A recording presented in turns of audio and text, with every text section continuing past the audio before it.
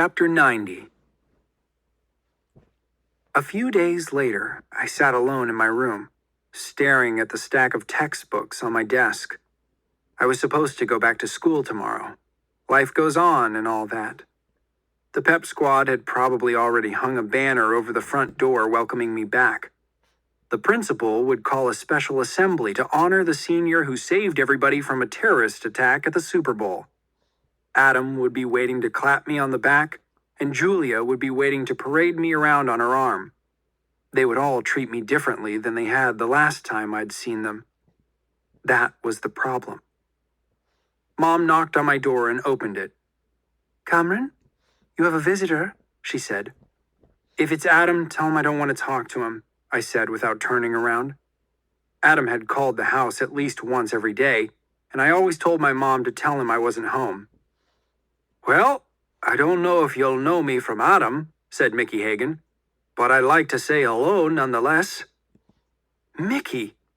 I ran over to him and we hugged. Mom smiled and left us alone. "I hope you've been on your best behavior," Mickey said, glancing around my room. "I dare say your home is still bugged from before you were detained." My house had been bugged. But of course it had been bugged. But why was Mickey telling me now? Then I realized Mickey was telling me to be careful about what I said to him, in case someone was still listening. And we had a lot to talk about.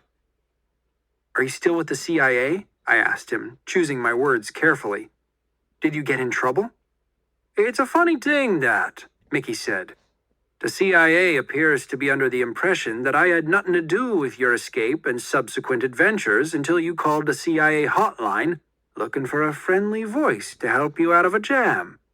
Someone told them that an ex-Green Beret named Dane Redman was entirely responsible for putting the team together that extricated you from DHS headquarters in Washington, blew up a stash of plastic explosives in Nashville, and confronted the Black Widow in the mountains of Arizona." "You don't say." "I do say," said Mickey. He motioned for me to sit on the bed and took a seat in my desk chair. "Now, where could they have heard such a wild story as all that?" "I have no idea," I said. But I did know. It was exactly the same story I'd told the FBI and the CIA and the DHS over and over again. And of course, Dane Redman isn't alive to confirm or deny any of this. "He died a hero," I said, meaning it. "And your country agrees," Mickey said. "They have posthumously upgraded Dane Redman's discharge status from other than honorable to a general discharge, which he would have much appreciated, I know. The upgrade has the added advantage of restoring his benefits, including his veteran's pension, which will come as a great comfort to his ex-wife and young daughter." He has a daughter? I didn't know. I'd made up all that stuff about Dane being the brains behind everything just to get Mickey out of trouble. I had no idea it would fix Dane's discharge status or actually help the family I didn't know he had. "And Aaliyah?" I asked. Mickey knew what I meant.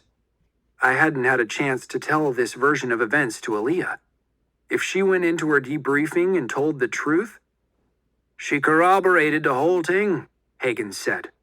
"Thankfully, she has been well trained to receive and analyze information rather than volunteer it." I felt like Mickey was scolding me, but only slightly. I deserved it some, too.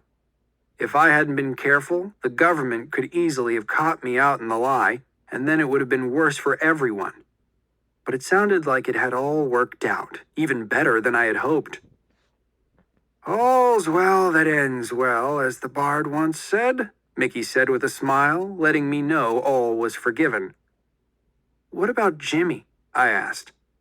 "Ah, that's one that didn't end so well. Jimmy got away. We're still after him, but he's very good at not being found, as you might guess." "All part of the game," I said, repeating Jimmy's favorite phrase. "That it is, I suppose," Mickey said. "That it is."